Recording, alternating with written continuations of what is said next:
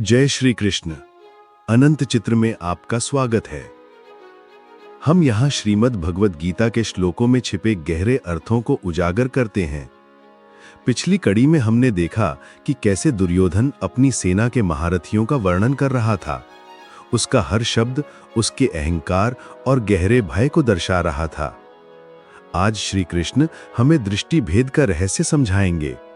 हम जानेंगे कि किसी व्यक्ति को एक वस्तु की तरह देखना और उसमें परमात्मा का अंश देखना, इसमें क्या अंतर है।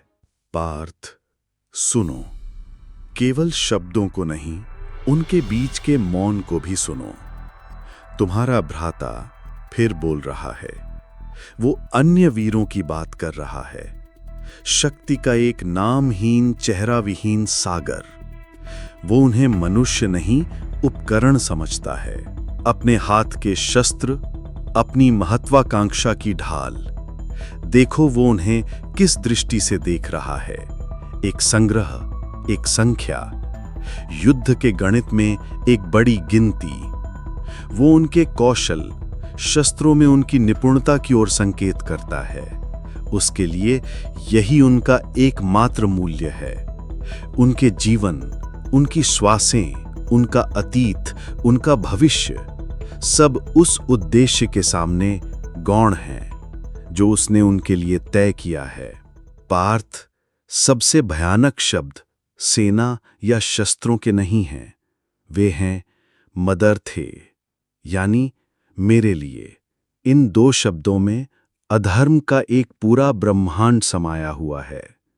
ये वो दृष्टि है जो कहती है, तुम्हारा मूल्य इसलिए है क्योंकि तुम मेरे काम आते हो।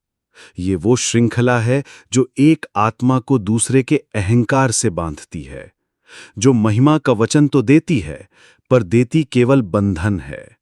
वो कहता है, उन्होंने अपने प्राणों की बाजी लगा दी है।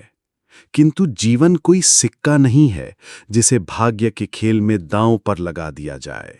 जीवन तो अनुभवों का एक ब्रह्मांड है, एक पवित्र यात्रा।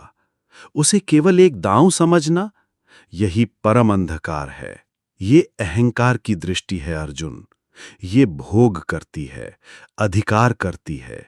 ये अनंत को एक सीमित उपयोगिता में घटा देती है। अब अपनी दृष्टि भीतर की ओर मोड़ो। इस रणक्षेत्र से दूर, उससे दूर अपने भीतर देखो। क्या तुमने कभी किसी व्यक्ति को इस तराजू पर तौला है कि वो तुम्हारे लिए क्या कर सकता है? क्या तुमने कभी गर्व का अनुभव किया है, इस बात पर नहीं कि तुम कौन हो, बल्कि इस बात पर कि तुम्हारे साथ कौन खड़ा है? यही दुर्योधन की दृष्टि का बीज है। ये उन सब में मौजूद है जो मैं और मेरे से बंधे हैं। अभ्यास, मेरे प्रिय मित्र, मन के इसी गणित को विलीन कर देने का है। अभ्यास है किसी दूसरे प्राणी को, किसी भी प्राणी को एक कार्य नहीं बल्कि स्वयं का ही एक अंश देखो, परमात्मा का एक अंश। उनकी आशाओं, उनके भयों, उनकी यात्रा को उतना ही पवित्र समझना जितना तुम अपनी यात्रा को समझते हो।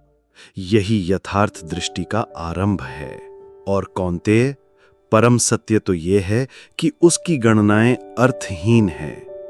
वो अपने योद्धाओं, उनके शस्त्रों, उनके कौशल को गिनता है, किंतु वो समय के चक्र, इस काल चक्र की गति को नहीं गिन सकता। वो मानता है कि उसके लिए मरने का उसका वचन उसे शक्ति देता है, किंतु इस रणक्षेत्र पर उपस्थित हर आत्मा पहले से ही अपने कर्म, अपनी यात्रा और स्वयं धर्म द्वारा बुने गए अपने भाग्य से बंधी है। ये महान वीर जो युद्ध कला में इतने प्रवीण हैं, वे तो केवल एक ऐसे नाटक के पात्र हैं जिसका अंतिम अंक पहले ही लिखा जा चुका है। उनकी निष्ठा, उनका बलिदान जब अधर्म को दिए जाते हैं तो वे अपने ही कर्म बंधन की गांठों को और भी कस देते हैं। उसे एक सेना दिखती है। मैं आत्माओं का एक वन देख रहा हूं, जिसमें हर वृक्ष अपने ही बोए गए बीज का फल पाने की प्रतीक्षा कर रहा है। अंधकार में खोए हुए मन के दंभ से विचलित मत हो पार्थ। अपनी दृष्टि को ही अपनी ढाल बनने दो। हर उस आंख में आत्मा का दर्शन करो जो तुमसे मिले, क्योंकि जो दृष्टि सभी प्राणियों में एकता देखती है, केवल वही दृष्टि वास्तविक है। इसके अतिरिक्त जो कुछ भी है वो एक क्षणभंगुर स्वप्न मात्र है।